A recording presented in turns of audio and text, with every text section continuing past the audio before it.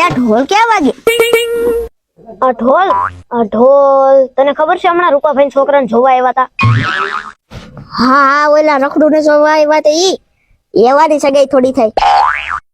એલા ભાઈ એની સગાઈ થઈ ગઈ. એની સગાઈ થઈ ગઈ તો હામાવાળાને કઈ લાંબી બુદ્ધિ નહીં હોય. સગાઈ ભલે થઈ પણ એનું કઈ લાંબુ નહીં હાલે. એના લગ્ન થાય તો મને કહેજે નહીં. ઓડા ઢોલ એના લગ્ન નો જ વાગે છે. અને મેં તો સાંભળ્યું છે કે લગ્ન એ બહુ ધામધૂમથી કરે છે. તો ઈ ફૂગ ભેગા થવાના ધંધા. એમાં ફૂલ કડી ના થઈ ને મોટા ખર્ચા કરે તો ફૂગ ભેગા ન થાય. એટલે ભાઈ એની પાસે સગવડ હોય તો જ ખર્ચો કરતો હોય ને. શું સગવડ હોય?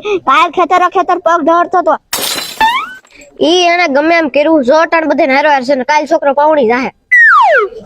હવે હારો હાર હું હોય હવે તો પાછો વાળ. તમે શું કામ કરો? મારે 30 વીઘા જમીન છે ઘેર રાખું. હવે ખેતી વાહ હું પાકે લે ઓણ મારે 400 મણ કપાયો ભાઈ. હવે એમાં આવે ઈ દેખાય. એમાં ખર્ચો પાછો એટલો હામો હોય ને. મારે 400 મણ કપાયો એમાં કાઈ વળે નહીં.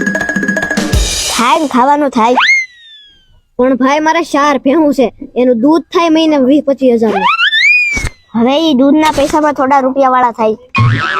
એમાં પેટ થોડા કેટલા કરવા પડે.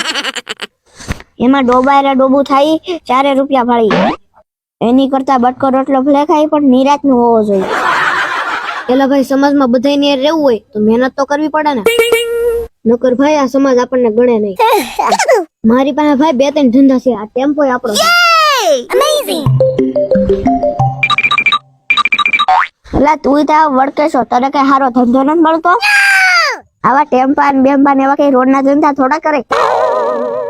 રાજદી રોડે રખવડાનું કઈ પડીકું વળી જાય ખબર ન પડે. એલા આય મોટી નોટ લાગી અટાણમાં ક્યાં આવી ગયો? જાય તો હારું અહીંથી. કેમ ભાઈ આ બાજુ ભૂલા પડી ગયા?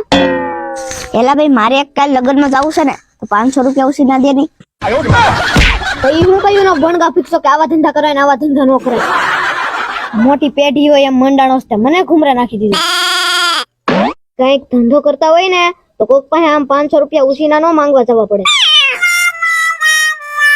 મિત્રો તમારી આજુબાજુ ગામમાં કે સમાજમાં ઘણી એવી અઘરી નોટો જોવા મળશે કે જેના તો કઈ કામ કરતા હોય પોતે માંગીને બીડીયું પીતા હોય ને પાછા ગામના ઓટે બેઠા બેઠા આખા ગામની પંચાયત કરે અને પાછા બીજાને મોટી મોટી સલાહો દેતા હોય.